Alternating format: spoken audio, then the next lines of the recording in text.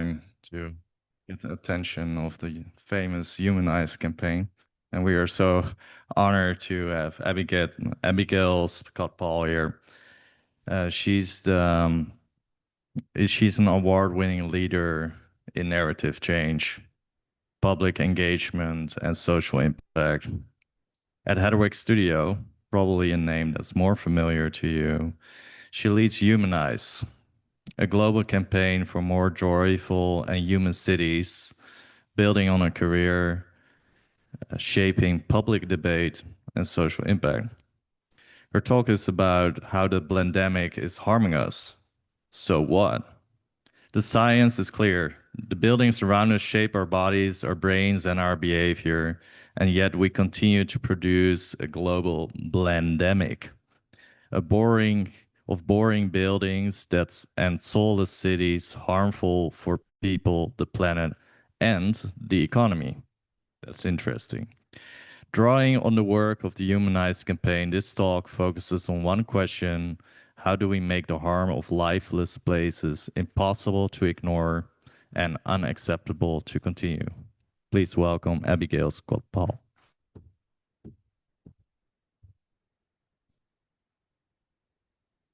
Thank you, Michael. And it's wonderful to be here in Amsterdam in such a joyful building with so many joyful humans in the room. I hope I'll bring a little bit of joy to you all this morning.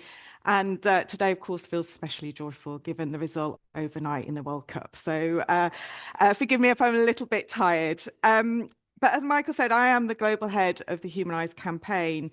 And we're a campaign trying to draw widespread mainstream attention to the harm caused by lifeless places, something that we call the blandemic. We're calling for something radically different. We want to see more joyful, more engaging, and more human buildings and cities worldwide. Now, you've just heard from brilliant Cleo there, who's presented really powerful scientific evidence about how the shape of buildings impacts our brains, our nervous systems, and potentially future generations. And this room is full of academics, researchers, practitioners, who, because of both the evidence and your own practice, understand the harm that lifeless places can cause. So if we are all broadly in agreement about the problem and about its consequences, the question becomes, what do we do about it? Or as Cleo said, what do we do with this knowledge? More specifically, how do we get the right people to care? Now, and I'm not just talking about those already convinced by the science, but the public, politicians, developers, investors, people with the power and the money and responsibility to make change happen. So over the next half an hour or so, I want to share some lessons from my work in communications and campaigning about how we can tell a stronger story for change. But before I get stuck in, I want to tell you a little bit about myself. So this is me 30 years ago, enjoying one of the most celebrated buildings in the world. And of course, over the past month, we've seen Barcelona celebrate the legacy of its extraordinary architect, Antoni Gaudi. Now, at the time, I was a linguist. I was studying French and Spanish, so I thought I'd spend some time in Barcelona brushing up my Spanish skills. I wasn't visiting as a budding architect or designer. I was simply somebody who loved the culture of cities. Fast forward to 2026, I now find myself running the Humanize campaign, catalysed by the publication of Thomas Heatherwick's book, Humanize, a book that opens with a celebration of Gaudi and the profound impact he had on a young Thomas Heatherwick. Across those 30 years, I've spent my career in the social impact world, focused on how we use language, framing, and communications to win hearts and minds in response to some of the world's biggest challenges. I've worked on poverty, homelessness, climate change. And the reason why I'm telling you this is important, because I'm neither an architect or an academic, and I'm not going to stand up here and pretend I am, but I am a communication specialist. I care deeply about how we can translate science and use that to help shift public attitudes and build public and political support for change. And I happen to like buildings on the side. So, as I mentioned, Humanize was written by the global designer Thomas Heatherwick, who leads Heatherwick Studio, a team of around 270 amazing designers and architects in London. And here are just a few snapshots of some of our work. We design everything from buses to major pieces of city making. And the studio's been working around the world for over 30 years. Over that time, the studio's really thought about how to embed care, joy, and meaning in its practice. And I was delighted to hear there's some people here are going to visit the Maggie Centre up in Leeds, which is where I'm from in the north of England this week. This is a cancer care centre designed to support people through some of the most difficult moments of their lives. And it's this 30-year body of work, alongside the experience of seeing cities across the world become increasingly bland, that led to Humanise, our manifesto for radically more human buildings. Buildings that can support health and well-being rather than undermine them. And that distinction matters. The argument we're making is not about style, as Cleo talked about. This is not about traditional versus contemporary styles of architecture. It's about a health argument. We know design can heal us. Some of you may have seen this story in the international press in the last month. This is a picture of a hospital in London that recently opened a critical care ward on its roof, King's College Hospital. In healthcare settings, it's become increasingly accepted that access to fresh air, greenery, and natural light can reduce stress, lower blood pressure, and improve well-being of patients, families, and staff. So if doctors increasingly understand that our surroundings influence how we heal, then we have to ask, what would the world be like if all buildings were designed to support our health and well-being? And yet, this is the reality of many streets in many cities around the world. Streets that drain us, streets that drag us down, streets that harm us. That is why Humanise is focused on the problem of bland buildings and dull development. In this room, I know there's loads of people who've worked on the importance of interiors, space, natural greening of public realm. We've tried to identify a problem that hasn't been talked about, and this is specifically around the outsides of buildings. And why is that? Because quite simply, far many more people experience buildings from the outside than actually going into them. And we've actually measured this. They form the backdrop of our daily lives. They shape our streets, our routines, our emotions, and our memories. They affect all of us. And I love the point you made about equity, Cleo. This is about the everyday streets we all experience. And our campaign, you'll be glad to know, is rooted in the science and probably started with the science if you read the book. And in September, we published this global evidence review, which synthesized over 80 global studies spanning neuroscience, cognitive science, urban psychology, urban studies, that together show how the external facades of buildings can affect our brains, our bodies, and behaviors. But as I've already said, I'm not a scientist, and there are many people in this room, and of course are following Cleo the best, who are far more qualified than me to speak to that evidence. Through the campaign, we've also seen a growing international movement around neuroarchitecture, and I think the fact that so many people have come from different countries around the world is incredible. I also want to give a shout out to the Intentional Spaces Roadmap, a strategic plan to help build the field of intentional design developed by the Arts and Minds Lab at Johns Hopkins University. And there is a QR code there, so please do look that up.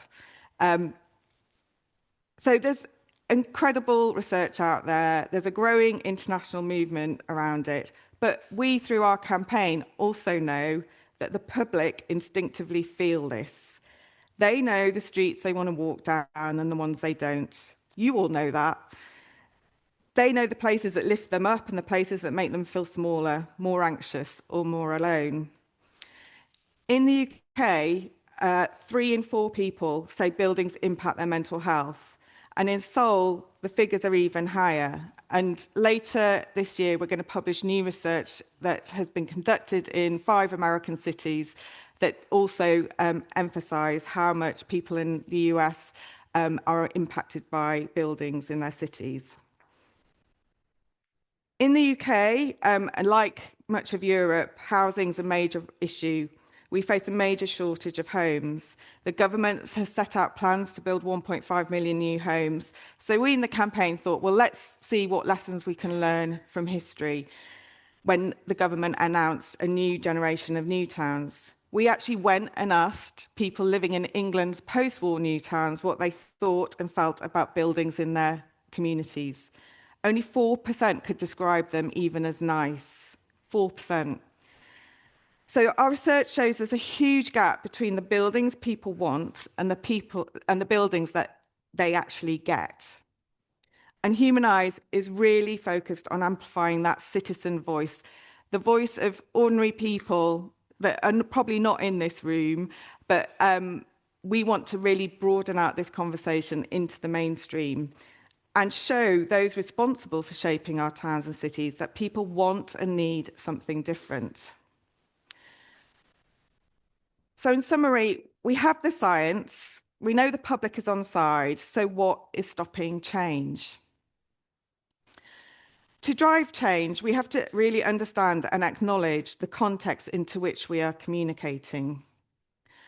Across Europe, we're seeing the consequences of the refugee crisis. War is on our continent. There are devastating conflicts elsewhere in the world. The environment is under immense pressure. People are struggling to make ends meet.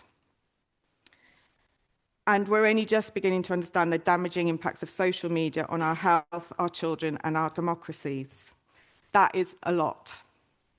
So it's perhaps no surprise that when Human Eyes launched, that we, calling for the outsides of buildings to be more engaging, some of our harshest critics responded by saying, really? That's what you care about? And despite our efforts to prove the case through science, even the evidence itself was challenged, with some calling it pseudoscience, and maybe some of you have heard that term used around your work. And when we think about what we're talking about, we are up against some powerful perceptions. Aesthetics or topics around aesthetics can be dismissed as subjective, superficial, or even elitist. Neuroarchitecture can sound niche, technical, as we've heard, and some people think it's overclaimed when you consider other health challenges in the world. So how do we persuade people that these things matter and that action is needed when all those politicians and city makers have all these other issues to deal with? Before this role, I spent 11 years working at the social research organisation, the Joseph Rowntree Foundation. We published hundreds of academic reports on the causes and impacts of poverty in the UK. The academics I worked with were brilliant. They were deeply committed, and they often believed that if we simply presented more facts, more data, more evidence, people would be persuaded. But from my work in communications and from the evidence about effective communications, the science of communications, I know this strategy often fails. Facts matter, evidence matters, but facts alone rarely move people to act. We have to really do a good job of explaining why an issue matters in a way that will actually be heard by those people we need to reach. In short, we need to tell a better story. So I would like to share 7 tips from the world of communications and campaigning about how we can tell a more compelling story for change to stop the spread of lifeless places and the blandemic. So, buckle up.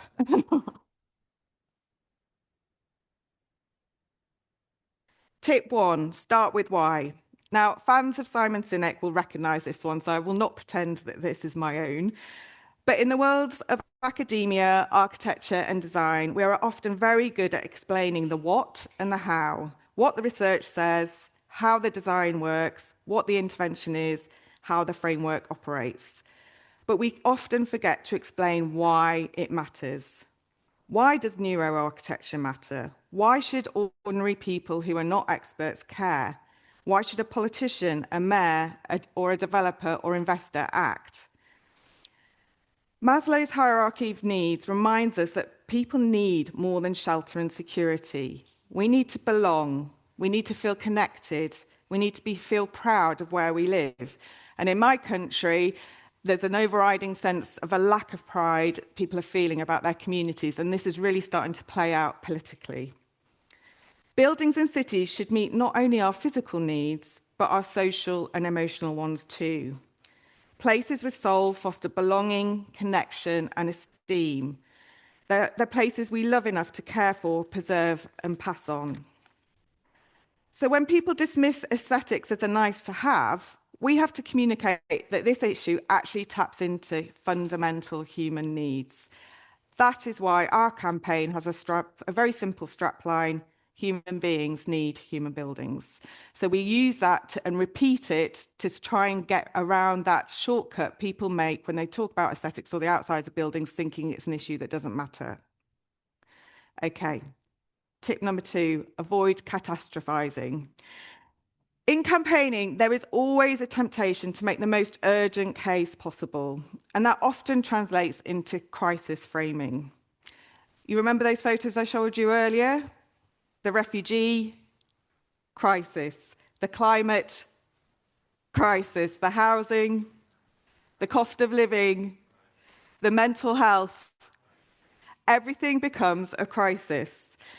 And for those of you who are academics and researchers, and I hope you don't mind me saying this, you can sometimes be the biggest culprits when it comes to using doom and gloom to try and get people to sit up and listen.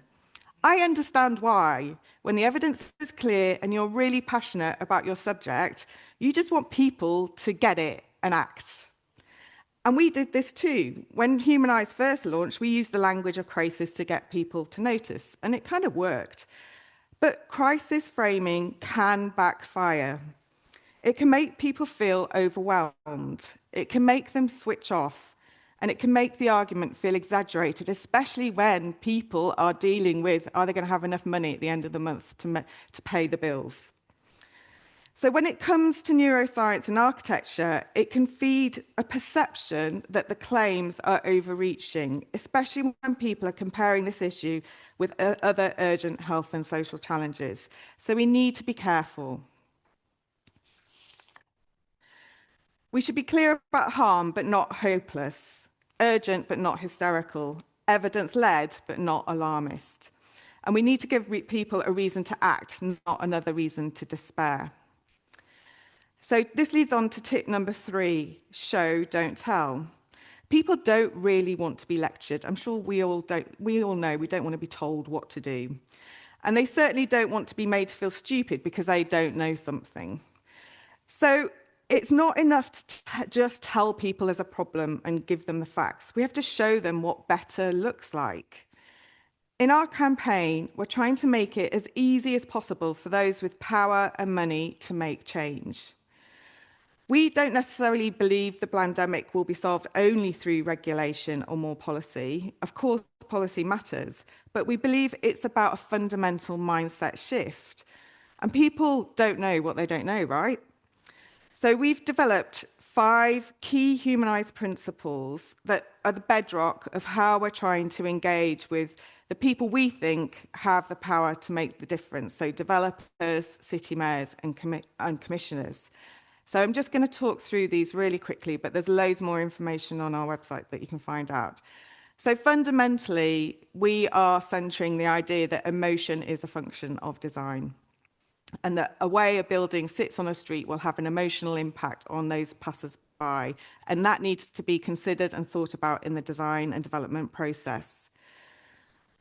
We're also advocating for more visual complexity at the door, and specifically at the door and street level distance, so where a building meets a street, because that is where most people experience a building as they're walking through a city.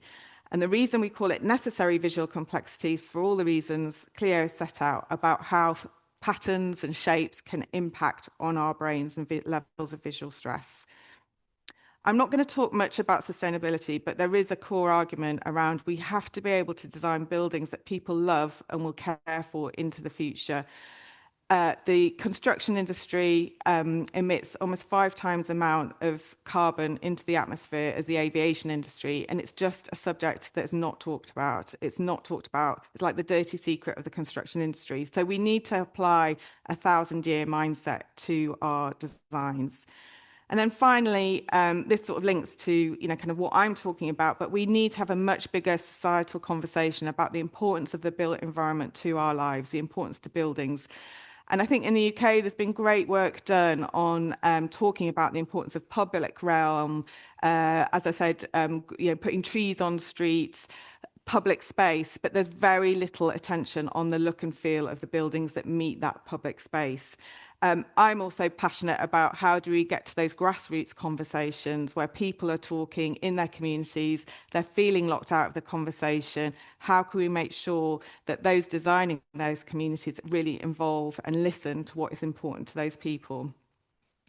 So we've translated some of these principles into toolkits. So you'll find a toolkit for developers that we developed with our Humanize developer partners about where in the development timeline process you can apply this thinking. We're about to launch in the next week a new guide for UK mayors. In the UK, metro mayors they're getting more devolution is happening, more money, more powers. They're responsible for delivering huge transport infrastructure projects, housing, and there's very little discussion around the design of that. So we have pulled together, and we've actually talked about examples from across the world, including one quite close to home, of how mayors can set standards and clearer expectations for development in their cities. And this is the city of Utrecht that's really embedded the idea of the built environment being critical to boosting healthy living in that city. So if we want people to act, we have to show them the route. The next tip focuses on the fact that in campaigning, it's really easy and tempting to focus just on the villain. And of course, this is our villain in our campaign. Boring buildings, dull development, lifeless places. But a campaign cannot survive on villains alone. We also need to show heroes. If we only restate the problem, we risk making people feel powerless, and we need to show what we're fighting for. That is why we're working really hard to showcase joyful, engaging, and more human buildings in practice. And I'll just share these. Please do join us on Instagram because you'll see some of these examples. But this is one I'm really proud of. We collaborated with the UK housing charity, a homeless charity, Shelter, to celebrate the fact that there is some amazing, joyful social housing across the world. And we really do believe there shouldn't be an absence of joy for the people that need it most. And in your dilemma, Cleo, that you talked about, yes, a roof over one's head is important, but it shouldn't be a crap one. So, and this was one of our most, kind of incredibly engaged, and people have an appetite to see good stories, especially in a world where there's so many bad stories. Good campaigns don't just point to what is wrong. They help people imagine what could be right. Now, this one I feel I should direct specifically to Cleo. And I can say that because we're friends. And it's one of my favorite ones. So I am relatively new to the world of neuroarchitecture. As I say, I've only been in this job 2 and a bit years. But in my short time in the field, I've already come across quite a few words that, how shall I put this, are a bit gobbledygook. And I'm going to add architectural mediated allostatic overload onto here, and modulated epigenetics. Some of it is useful, some of it is precise, but some of it can really exclude people who are not experts. And I do have 2 copies of Humanize, the book, here. And if anyone's read it, you'll know it's deliberately written so anyone from the age of 9 to 90 who is not an architect can read it. Being accessible is really important. And there's a page from the book that Thomas kind of sets out some of the words in the sector that are used. And really, he just describes it all as archibollocks. If we want people to understand us, we have to speak in a way that they can understand. Now, that does not mean dumbing down, I promise you. It means translating. It means making the complex clear, it means making the technical meaningful, and it means removing barriers rather than building them. So, what does that look like in practice? We've just relaunched our website and we've created resources that normal people, not experts, but people who are interested in the design of their cities, their towns, can use to go out and spot more joyful and more human buildings. And these are the questions we're asking. They're very simple.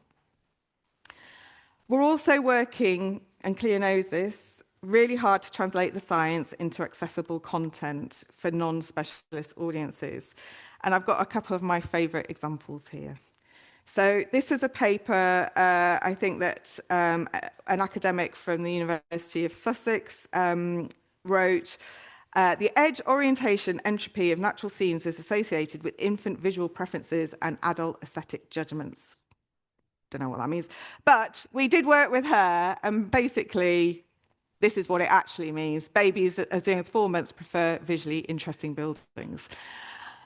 So, as I say, if you go on our Instagram, you'll see all of this. But we do go into explaining what the academic paper means. And I'm sorry, Cleo, I have picked on one of your studies, which was one of the papers Cleo alluded to. This we worked into this simple thing.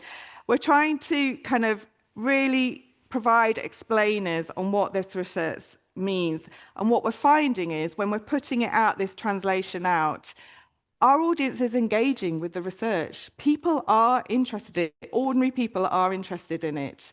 So that is my kind of plea to you, is please think about how you translate your science into language that can really be heard.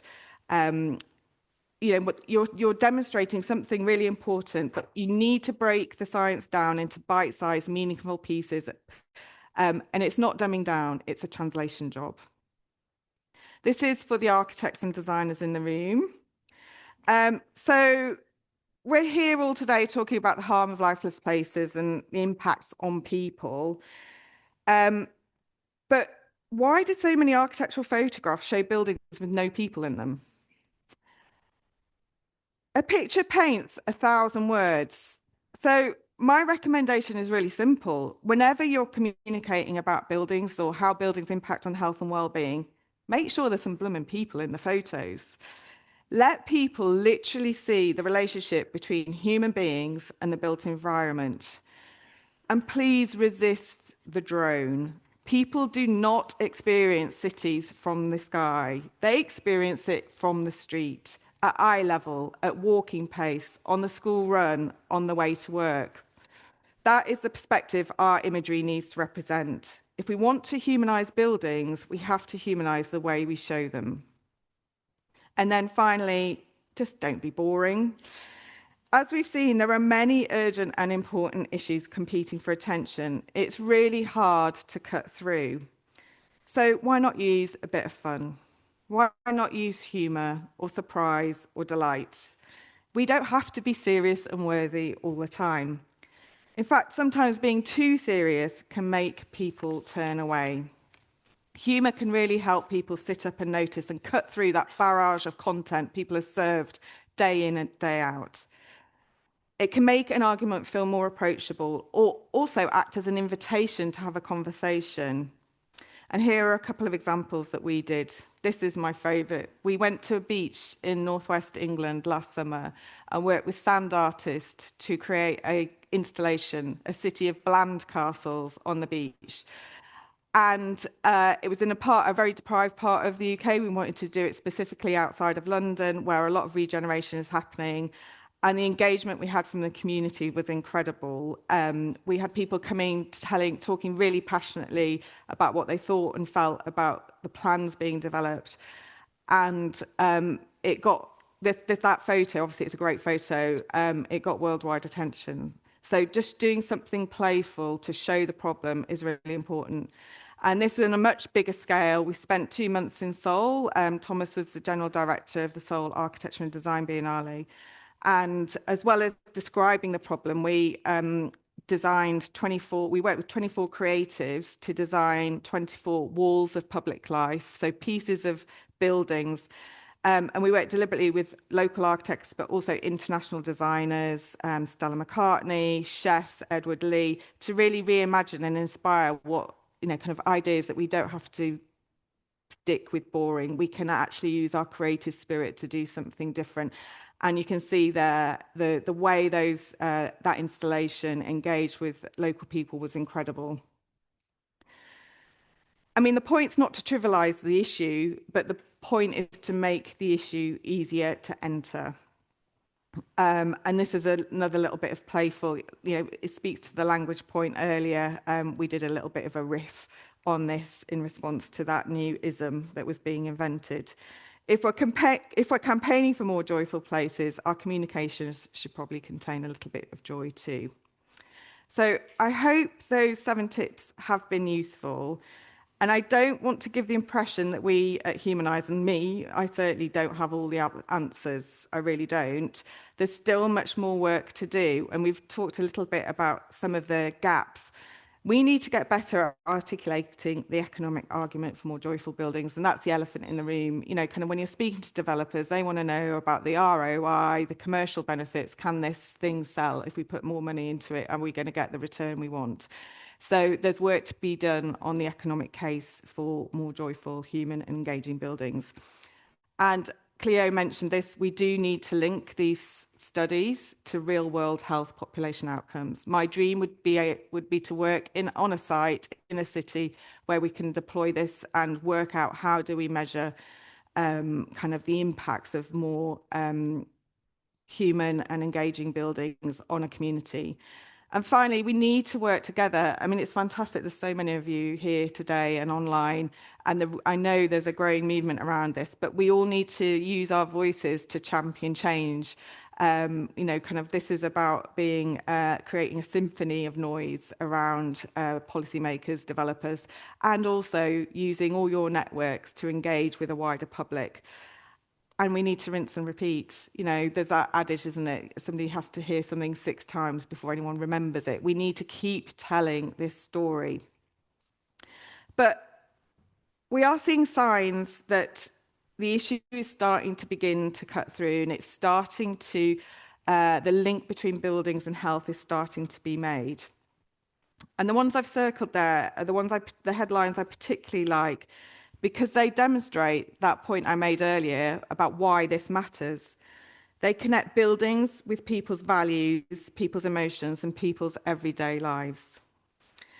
We're also beginning to see evidence that the campaign is gaining its own momentum, and outside of our kind of control, not that this is about us being in control, but we're seeing that people are automatically starting to use the language in their own campaigns in their own cities. And there's a couple of examples there from Dublin and Cambridge.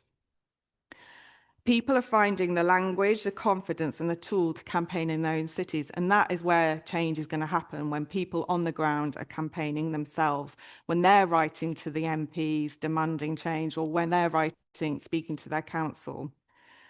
So, in summary, my message to you is this: be good storytellers. Better still, be great ones. And if storytelling doesn't come naturally, work with the people who can help you translate and communicate your ideas effectively. We cannot simply expect people to understand the harm of lifeless places or the blandemic, especially when they're facing so many other fundamental challenges. The work you are all doing in this room matters enormously, but if it stays in journals, conferences, and specialist conversations, it will not change the streets people walk down every day. Our task is to help that knowledge travel into planning meetings, travel into mayoral manifestos, travel into development briefs, travel in the media, and travel into ordinary conversations between citizens. Because human beings fundamentally need human buildings. Now, I'm just going to end where I started off, and I hope you can appreciate the story I wanted to share with you today. And I wanted to end finally with a piece of communications that I think is simply genius. I spotted it in the Financial Times a couple of weeks ago. It uses a building to tell a story of hope, of positivity, and of difference. And it connects a place with people. And it paints a picture of the kind of country Spain is. So I'll leave that with you. My name's Abigail Scott-Paul. Thank you.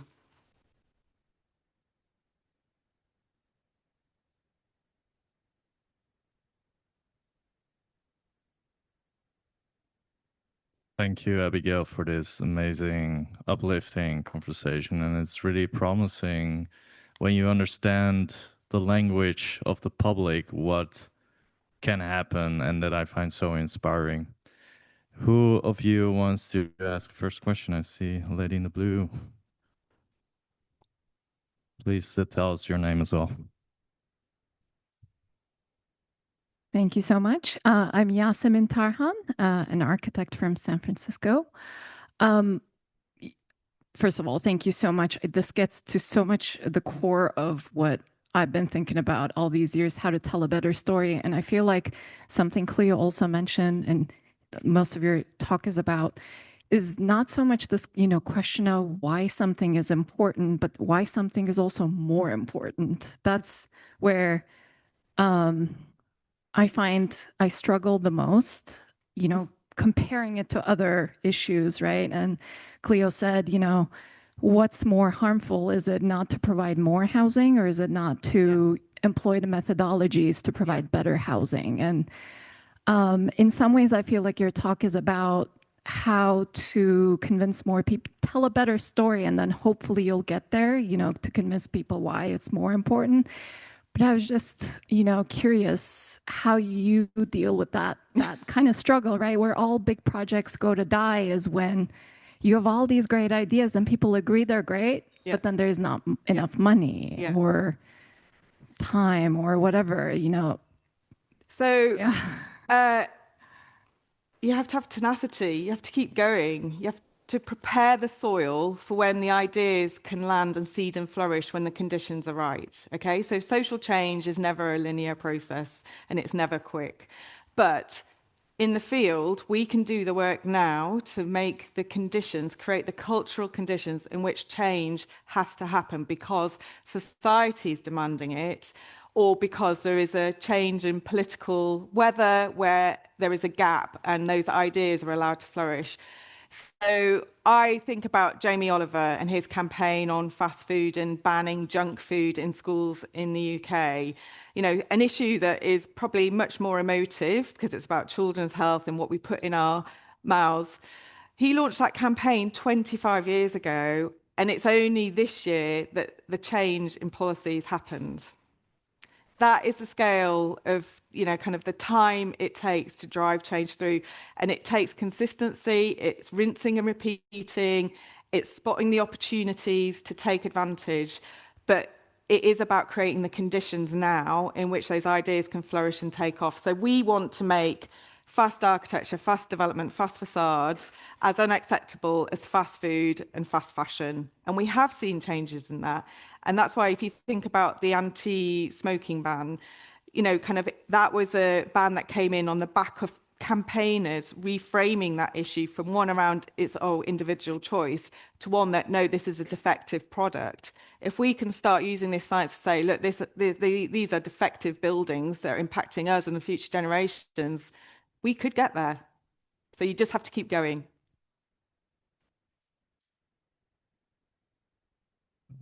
See multiple questions. Who was honestly first?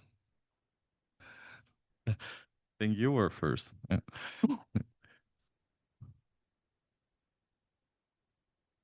I'm Sandra Cully from Los Angeles. Hi. I'm a cultural anthropologist. I hope we're one of your 5 cities you're looking at. Yes, you are. Chloe and you have just made my brain explode. I have a question specifically about one of my favorite things you've ever designed, Little Island. And one of the reasons it's so amazing is the combination of the building and the landscape. Could you talk more about landscape and how that makes buildings less bland? Well, We have got an evidence review that sets out how biophilic design and nature impacts our brains. So I'm not going to pretend I'm going to talk, I know about the science behind it, but it's a great example of that you talk about. And we actually have done a social impact study of Little Island. And I think those examples are great because the client didn't actually want what we delivered in the end. And it was a process of negotiating with the client around, well, what is the problem you're trying to solve? And actually, we came up with a concept that was completely different. And, you know, a brand new urban park in the middle of New York. So that is free and people can go to and experience the city in a different way. But I can certainly, if you want more detail on the landscaping element, I can hook you up with the right people in the studio. Because as I say, I'm not an architect or designer, and I wasn't there when it was designed.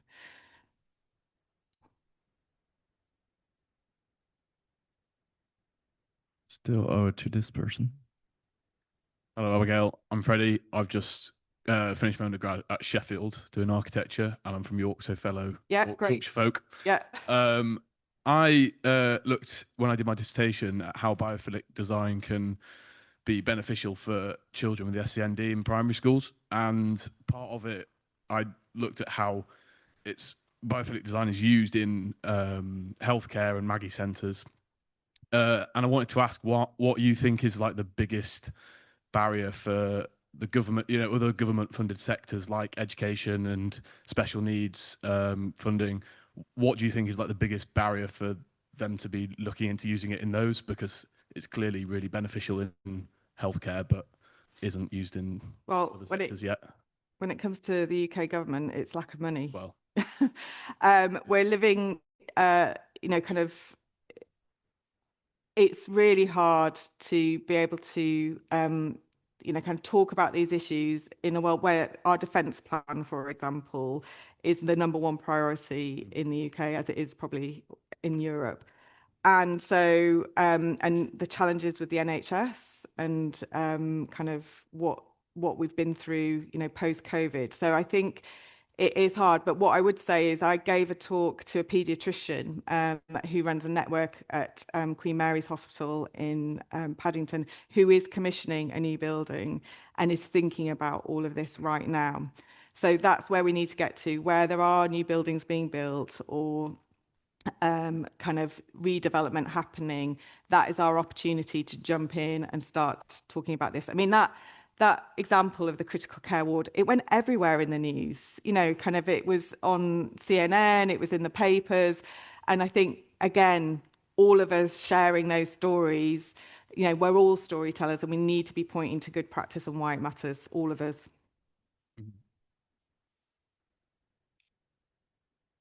Can do 2 more questions and then you can leave them for the panel. Hi, my name is Alexis. I'm an architecture student with a bachelor degree in psychology.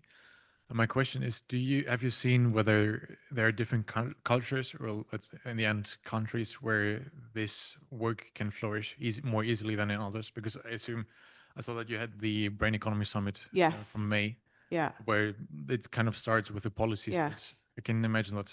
Yeah. So in the short time I've been here, there's definitely been early adopters and places that are coming to us saying, we want to talk to you, we get this. We're seeing a great movement in Latin America. So Humanize is being published in Colombia later this year. Thomas is giving a talk in Brazil. And kind of they are the university, we're designing a university there, but they're also designing their whole curricula around the humanized principles. So that's really exciting and probably not a part of the world we thought would go first, but they are coming to us, which is brilliant. Obviously, there are bits of Europe that, you know, have been thinking about this for a long time. But the movement in the US, we're really interested in the, you know, kind of, and this movement around the brain economy, that's a different way of framing it. But if it yields to engagement, we can talk about how the built environment can help boost brain health and brain skills. We'll be there. Thank you. It's this lady here, yeah. Hi, I come from the mental health area, prevention, and I'm an interior designer. I hope you have some tip for me. I struggle with, because I do my own press thing, and TV, radio, and even magazines, they always want superficial tips and overall. And I really struggle with that because I'm like, I know with the work that I do with my clients, where I do psychoarchitecture tests and all of that, everyone has a fingerprint on what they like. And as we saw, it's so individual. How to deal with this spagat, how to say this in English, differences between, I know the mass needs overall tips and all these superficial things to start listening, but when I say, it's actually down to each and every one, how would you tackle that? I think you could give examples of how individuals respond, kind of, and what are there some common themes that you can pull so that they are short, snappy, kind of, are there some, rather than going into the detail. I think it's really easy to think, and, I've worked with many people who think they have to say everything. You don't, you just need to paint a picture. So if there are some ways, and particularly for the press, TV, they're interested in people's stories. So you might find in those interviews, you tell one story and that's enough. And it's not saying it's a whole story. You could say there are other examples of issues, but you don't have to tell everything in all the detail, especially in the media, because they don't give you time. So that would be my tip. Thank you. You have one question in the live stream. So yes, one question from the live stream. This is from Heine. Hi, I'm Heine, architect and curator from HK in London. It's so fascinating to see Hedwig's lovely masterpieces like the Little Islands, which I visited a couple of weeks ago. My question is, how do we convince our clients that humanized buildings are worth the loss of efficiency? Are worth? The loss of efficiency. I don't know we would frame it like that. I think we would say they could be efficient and emotional and joyful. So I think there is a job to convincing developers, and I think what we found in the campaign, there are definitely, developers get a bad rap. They're seen as the devils, they're seen as, kind of don't care. But actually, there are loads of developers that we've met through the campaign who want to develop with purpose and want to understand how can we do something more interesting. And I did a debate in Leeds at a major real estate conference about 3 weeks ago, and we had a developer on there, and it was like, it's a no-brainer. Of course, if you build interesting, joyful places, people want to buy them and live there.